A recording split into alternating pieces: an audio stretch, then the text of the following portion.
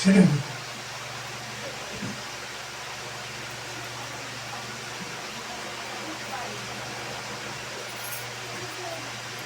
अभी चालू अभी तो जितनी देर में कहूँगी हाँ खोलो उतनी देर चालू करेंगे।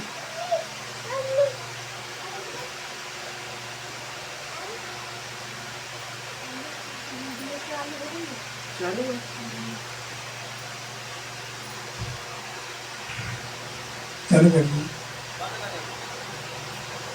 कह रहे हैं गुरु भक्ति अति कठिन है ज्यों खाड़े संग्राम, बिना सांच पहुँचे नहीं साहिब जी के धाम। कबीर साहब कह रहे हैं कि गुरु की भक्ति इतनी सरल नहीं। कहते हैं जैसे अपने ज़माने का उदाहरण देकर के कह रहे हैं, पुराने ज़माने में तलवार के माध्यम से युद्ध होता था। तो कह रहे हैं जैसे संग्राम, तलवार के सामने जैसे संग्राम में जुट जाना होता है, इसी तरीके से जब हम गुरु भक्ति करते हैं तो इतनी बड़ी हिम्मत, इतना बड़ा हौसला हमारे अंदर होना चाहिए। जैसे पुराने ज़माने में तलवार के माध्यम से युद्ध होता था तो दोनों तरफ से योद्धा निडर होकर के और लड़ाई किया करते थे। इसी का उदाहरण देकर के बता रहे हैं कि गुरु की भक्ति भी इसी तरह है, क्योंकि संसार में गुरु के मुकाबले कोई भक्ति नहीं। गुरु भक्ति के मुकाबले कोई भक्ति नहीं है और गुरु के मुकाबले कोई भगवान नहीं।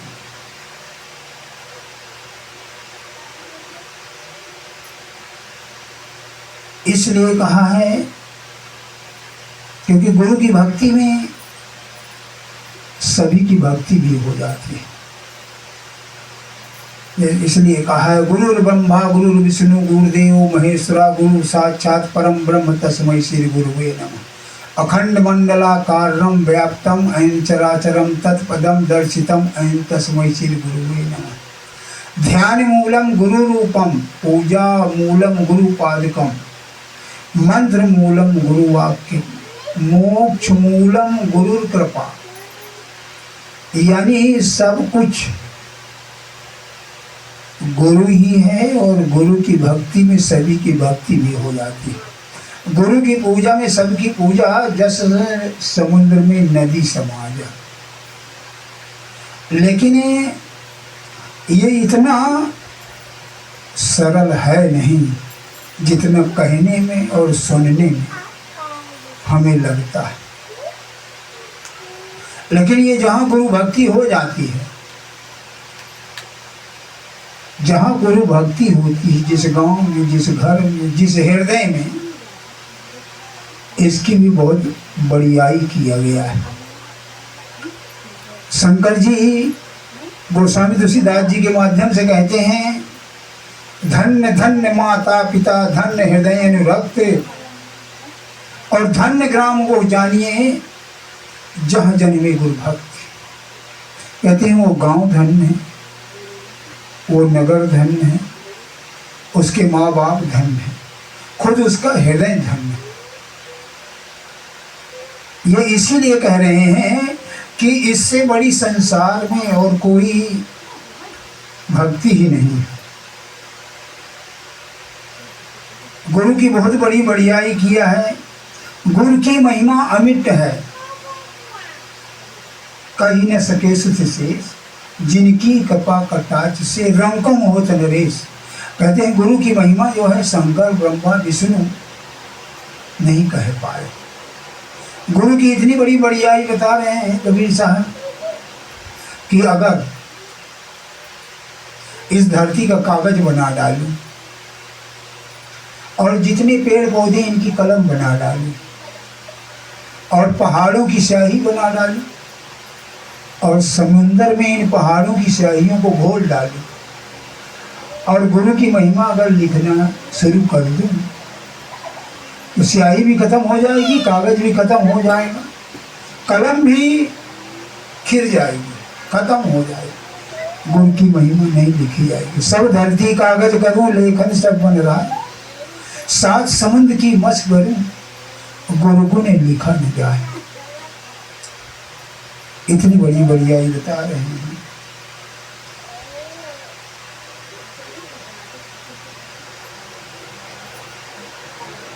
गुरु की पूजा में सबकी पूजा जैसे समुद्र में नदी समा जा।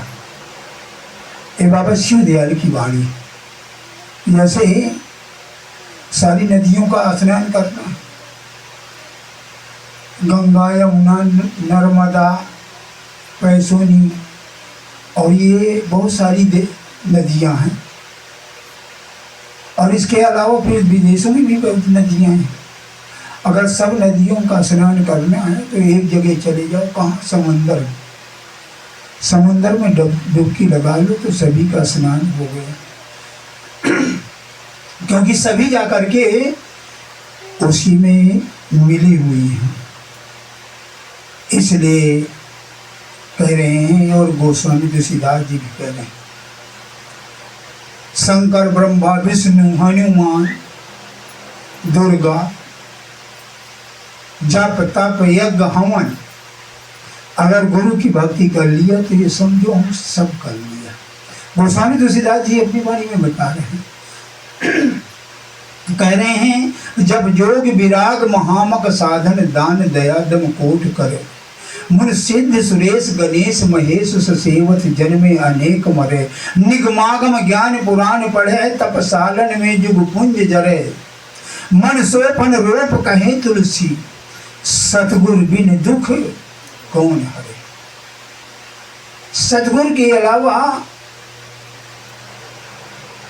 इससे बड़ा कोई भगवान नहीं है, और गुरु भक्ति के अलावा और कोई भक्ति नहीं। सबसे ऊंची भक्ति, सबसे ऊंचा बड़ा भगवान गुरु है और गुरु की भक्ति।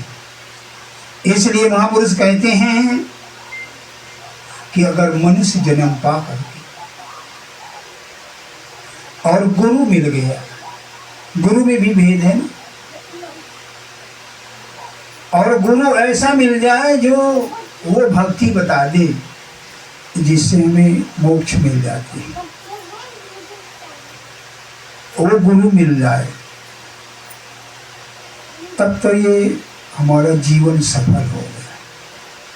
मनुष्य जन्म पा करके अगर हमारे जीवन में अगर कोई गुरु नहीं मिला है तो हमारा जीवन ऐसे है जैसे पशु पक्षियों को गुजरता। वो भी पेट भरते हैं, बाल बच्चे भी पैदा करते हैं, जीवन का उनका भी गुजारा हो रहा है। वो भी बाल बच्चा पैदा कर रहे हैं, मकान भी बना रहे हैं, घोंसला बना रहे हैं, रह रहे हैं, उनका भी गुजारा हो रहा है। लेकिन मनुष्य जन्म पा करके अगर हमें गुरु नहीं मिला तो हमारा जीवन ऐसे ही है जैसे पशु और पंछी। क्योंकि कह रहे हैं कबीर साहब, गुरु मिला तो सब मिला, ना ही मिला न कोई, मात पिता सुत बांधुआ ये तो घर घर हो। कहते हैं माँ बाप, घर मकान, ये सब हर किसी के पास है, पशु पंछियों के पास नहीं। गोस्वामी तुलसीदास जी कह रहे हैं, जिन सतगुरु मिल जाए तिन्हें भगवान मिलो न मिलो। जिन सतगुरु मिल जाए तिन्हें भगवान मिलो न मिलो। जिन सतगुरु की पूजा करी तिन औरों की पूजा कियो न कियो। जिन सतगुरु की सेवा कियो तिन तीर्थ व्रत कियो न कियो। जिन सतगुरु को प्यार कियो तिन प्रभु को प्यार कियो न कियो। सारा निचोड़ ये बता रहे हैं कि गुरु ही सब कुछ है, बस हो गया। गुरु ही सब कुछ है। किसी ने 2 लाइन में बड़ा प्यारा कहा है कि जिस दिन से हमें सदगुरु मिल जाता है उस दिन से हमारी तकदीर जाग जाती है। हमें भले नहीं दिखाई दो, हमारे भले नहीं समझ में है। और समझ में क्यों नहीं आता है? समझ में इसलिए नहीं आता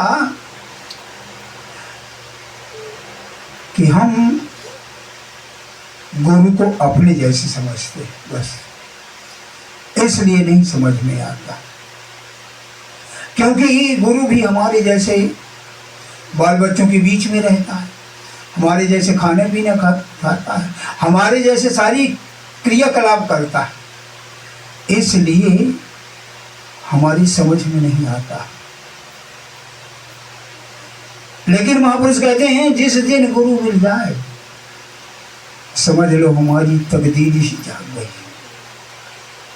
2 लाइन में किसी ने कहा है, जब से मिले हैं मेरे सतगुरु जी जाग उठी तकदीर मेरी। जब से मिले हैं मेरे सतगुरु जी जाग उठी तकदीर मेरी। जब से तुम्हारा नाम लिया गुरु चरणों में ध्यान दिया। जब से तुम्हारा नाम लिया गुरु चरणों में ध्यान दिया। आँखों में तस्वीर तेरी जाग उठी तकदीर मेरी। तू तो सबका मालिक है, तू सारे जग का पालक है। तू तो सबका मालिक है, तू सारे जग का पालक है। तेरी दुआ बख्शीश मेरी जाग उठी तकदीर मेरी। जब से मिले हैं मेरे सतगुरु जी जाग उठी तकदीर मेरी। सतगुरु से नाता जोड़ लिया दुनिया से मुख मोड़ लिया। सतगुरु से नाता जोड़ लिया दुनिया से मुख मोड़ लिया। गुरु चरणों में शीश धरी जाग उठी तकदीर मेरी। जब से मिले हैं मेरे सतगुरु जी जाग उठी तकदीर मेरी। मोबाइल बंद कर दीजिए। कहने का भाव कह रहे हैं कि अगर जीवन में मनुष्य जन्म पहली बात तो मनुष्य जन्म मिलना तो बहुत दुर्लभ है, और इसके बाद फिर सत्संग दुर्लभ, सत्संग दुर्लभ संसार निमिष दंड भरी एक होगा। फिर इसके बाद सत्संग में मिला गुरु मिलना भी बहुत दुर्लभ, बहुत दुर्लभ, अति दुर्लभ। और अगर मिल गया तो समझ लेना चाहिए कि हमारा जीवन ही सफल हो गया। लेकिन यहाँ बात ये समझ लेने की, ध्यान से सुनना, गौर फरमाए। बात ये समझ लेने की है कि गुरु कोई हाड़ मांस का लोथड़ा नहीं, गुरु कोई शरीर नहीं, गुरु एक पावर है, गुरु एक ईश्वरीय तत्व है, जिसको गुरु तत्व भी कहते हैं, जिसके लिए गोस्वामी तुलसीदास जी ने कहा है, बिन पग चलई सुनई बिन कहाना, और कर बिन कर्म करें भी जना। बगैर हाथ पैर के सब काम करता है, बगैर वाणी के बोलता है, बगैर कान के सुनता है, बगैर पैर के चलता है, बगैर आंख के सब देखता है। वो ईश्वरी ताकत है, इसे गुरु तत्व भी कहा है। और उसी ताकत में ये सारा ब्रह्मांड समाया हुआ है, उसी के अंदर में ये सारे देवी देवता, शंकर ब्रह्मा विष्णु दुर्गा हनुमान गणेश, सब ये उसी के अंडर में हैं। तो ये मनुष्य शरीर नहीं है, शरीर नहीं है, इंसानी जामा नहीं है वो।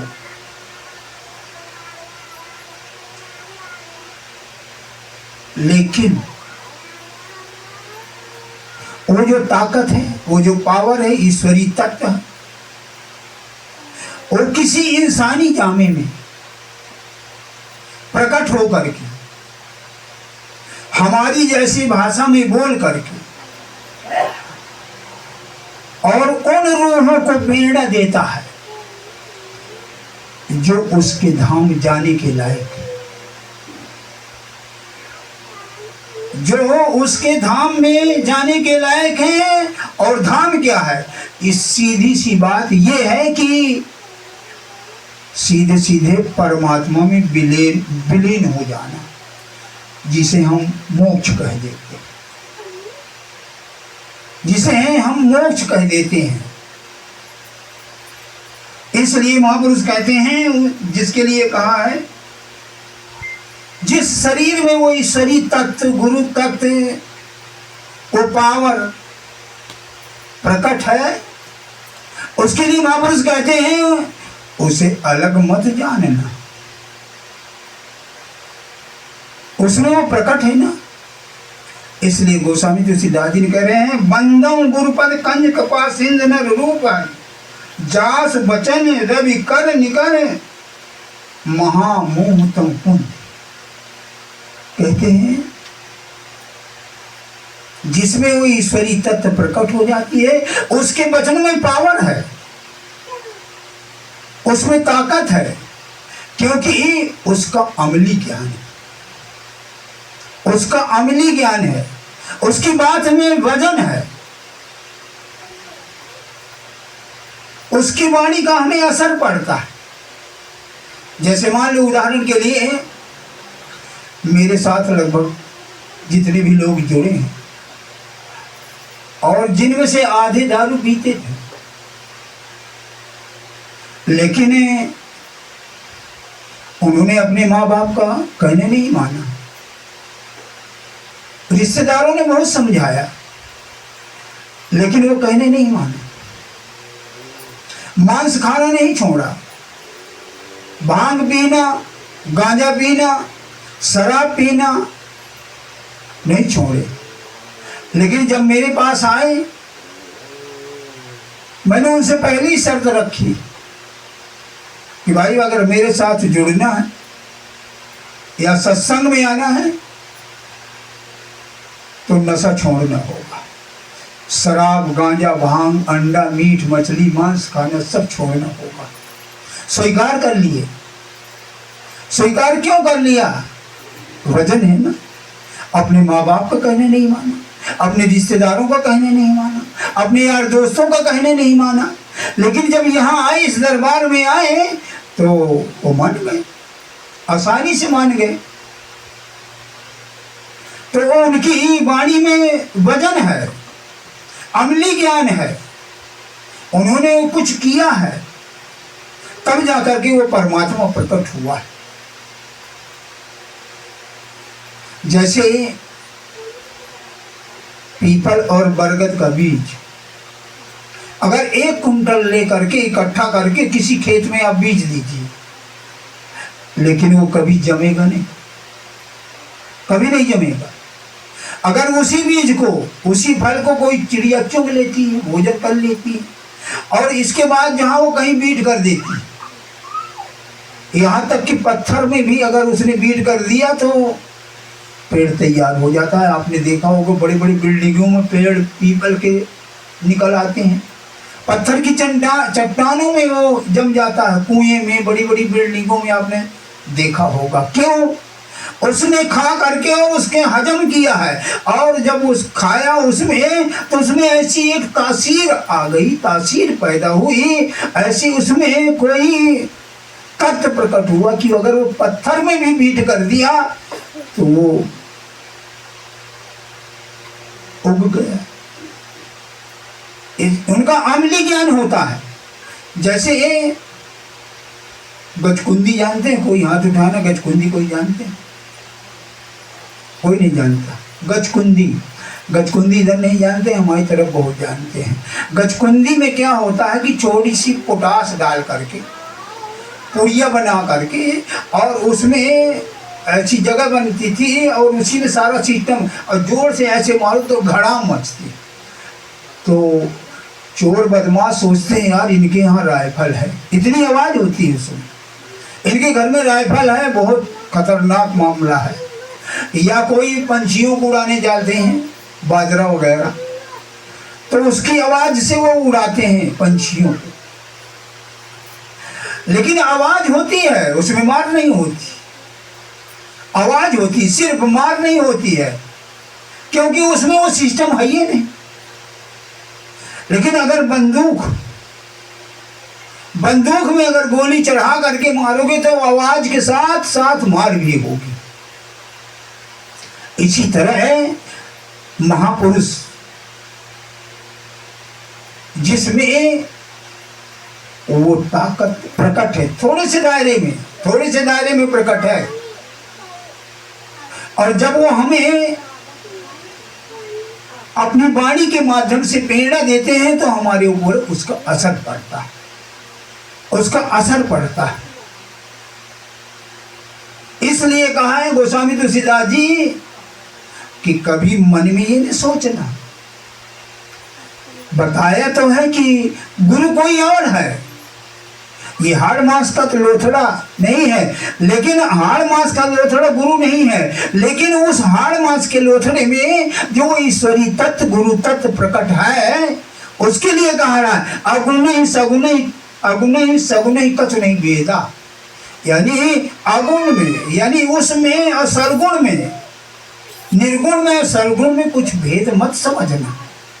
और एक जगह कह रहे हैं अगुण ही सगुण ही, अगुण सगुण दे ब्रह्म स्वरूपा, अकथ ही अगाध ही अनादि अनूपा। यानी वो दोनों रूपों में है। और एक जगह कह रहे हैं गोस्वामी तुलसीदास जी, संत भगवंत अंतर निरंतर नहीं कि मातृ विमल कहदास तुलसी। कहते हैं संत और भगवान में कोई अंतर नहीं, कहीं धोखे में न रहना। क्योंकि जब भी हमें परमात्मा के दर्शन होंगे तो उसी रूप में होंगे जिस रूप के माध्यम से हमें उसकी महिमा बताई गई, या दीक्षा नामदान के माध्यम से हमें उसका गुप्त रहस्य बताया गया कि इस तरीके से मिलेगा। तो जिस शरीर में वो प्रकट है उसी रूप में हमें दर्शन होगा, और उसमें कभी शंका मत लाना। हम फेल क्यों होते हैं? हमारी श्रद्धा, हमारा विश्वास, हमारा प्रेम फेल क्यों हो जाता है? शंका की वजह से। श्रद्धा किसको कहते हैं? प्रेम और विश्वास को मिला करके श्रद्धा कहा गया है। और जैसे ही हमारे मन में शंका आई, जैसे ही हमारे मन में शंका आई वैसे हमारी श्रद्धा का कत्ल हो गया, बहुत पीछे चले गए, बहुत पीछे चले गए। इसलिए कबीर साहब भी कह रहे हैं, सत्य पुरुष की आरसी संतन की है दें, और लखा जो चाहे अलख को याही में रख ले। अगर उस सत्य पुरुष को, उस निराकार को, उस परमात्म तत्व को, ईश्वर तत्व को, गुरु तत्व को, उस पावर को अगर समझना है, जानना है, तो उसके मुताबिक चल करके, उसके हुक्म में चल करके और उसे जान ले। और ये सभी धर्म के महापुरुषों ने स्वीकार किया है। मौलाना रूम भी कहते हैं, बुल्ले शाह कहते हैं, मौला आदमी बनाया और वो आया जग जगाया। कहते हैं वो कलमा, वो अल्लाह ताला, वो खुदा इंसान के रूप में आ गया है और आ करके सारे जग को जगा रहा है। गुरु नानक साहब भी कह रहे हैं, साध रूप अपना तन धारिया, महाअगिनते आप उबारिया। कहते हैं वो परमात्मा बाहे गुरु शरीर रूप में आ गया है, और जो ये जीव, ये प्राणी अग्नि में जल रहे हैं, उनको उबार रहा है, बाहर निकाल रहा है। एक जगह और कह रहे हैं, मेरा भरता बड़ा विवेकी, आप ही संत कहावे। कहते हैं वो बड़ा विवेकवान है और अपना नाम संत रखवा लिया। संत उसको कह करके पुकार रहे हैं लोग, बड़ा विवेकी है। इसलिए कबीर साहब कह रहे हैं, अगर कोई संत सदगुरु मिल गया तो ये समझ लीजिए सब कुछ मिल गया। गुरु कह रहे हैं, साध मिले साहिब मिले, अंतर रही न रेख, अब मनसा बाचा कर्मना, साधु साहिब एक। कहते हैं मन से भी, कर्म से भी, वचन से भी, अगर वो जो मन से कर रहा है, अगर वो जो बोल रहा है, जो तन से कर रहा है, मन से कर रहा है, वाणी से कह रहा है, ये सब कुछ वही कह रहा है, ये सब कुछ वही कह रहा है। और उसके कहने पर हमें ना नुकर नहीं करना चाहिए, ना ही अपनी हमारी बुद्धि लगानी चाहिए। और एक जगह कह रहे हैं, गुरु साहिब तो एक है, दूजा सब आकार, आपा मेटे गुरु भजे, तब पावे करता। आपा मेटे, आपा मेटे का मतलब क्या है?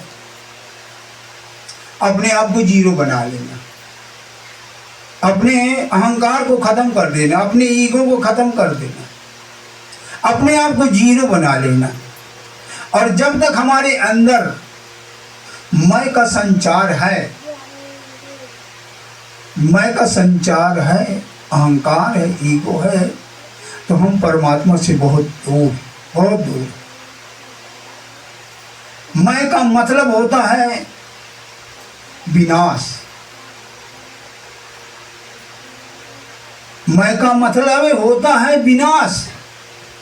और मैना का मतलब यानी ना मैं, मैना यानी मैं जीरो, मैं कुछ नहीं, मैं कुछ नहीं। मैं ना का मतलब है विकास, मैं का मतलब है विनाश, मैं ना का मतलब विकास। अगर हमारे अंदर मैं है तो हम किसी क्षेत्र में विकास नहीं कर सकते, किसी भी क्षेत्र, संसारी काम में विकास नहीं कर सकते। इसलिए कबीर साहब ने उदाहरण दिया, किसका दिखा? बकरी का, बकरी का उदाहरण दिया है, और मैना चिड़िया का। मैना चिड़िया जानते हैं ना, तोता मैं। कह रहे हैं बकरी जो मैं करती तो सिर अपना कटवाती है, और मैना जो मैना कहती तो घर घर पूजी जाती। उसे घर में रोज रखते, बड़ा शुभ मानते हैं, क्योंकि मैना ये कुछ नहीं। इसका उदाहरण दे करके कह रहे हैं आपा मेटे गुरु भजे, तब पावे करतार। अपने आप को जीरो मान ले बस। कभी कभी मुझसे लोग फोन में कहते हैं, महाराज जी उससे मेरी लड़ाई है, बोलती नहीं है। तो मैं यही कहता हूँ भाई तुम्हारी कोई गलती होगी? कहते हैं अरे नहीं मेरी गलती कुछ नहीं है, मेरी गलती नहीं है, उन्हीं की गलती है। तो मैं समझ जाता और पक्का हो जाता कि इसी की गलती। लेकिन संत मत क्या कहता है, अगर आपकी गलती नहीं है, आपकी अगर गलती नहीं तब भी गलती स्वीकार करो, बस हो गया, काम बन गया।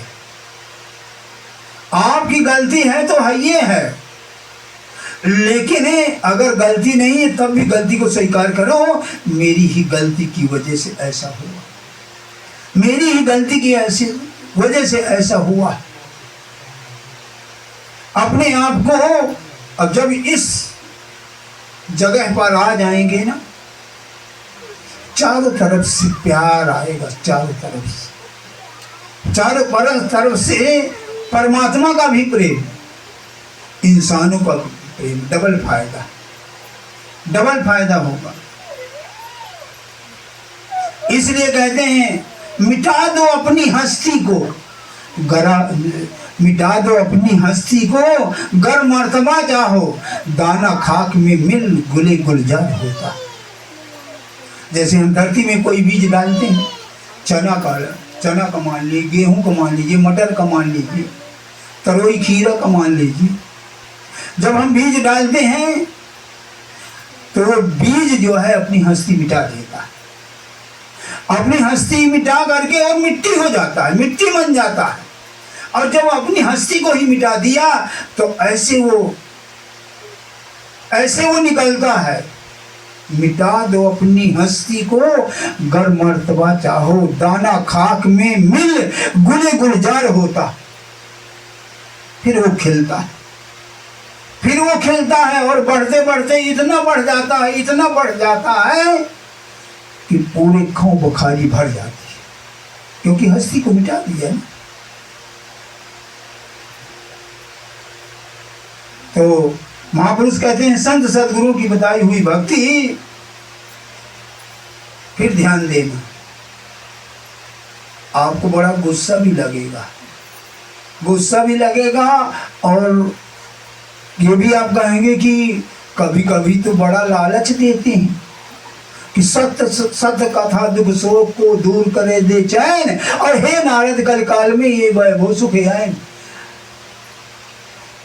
मुझे तो कभी कभी ऐसे लगता है कि महापुरुष भी बड़ा झांसा देते हैं। महापुरुष इतना झांसा देते हैं, इतना लालच देते हैं, इतना लालच देखते हैं कि इनसे ज्यादा कोई ठग भी नहीं होगा। कह देते हैं सत्य पुरुष सत्य कथा दुख शोक को दूर करे दे चैन, और हे नारद कल काल में ये वैभव सुख हैं। सत्संग के प्रताप से वंशहीन सुध पाए, और निर्धन धन पावे तथा रंकरा हुई जाए। कितना बड़ा झांसा, कितने दिन से हम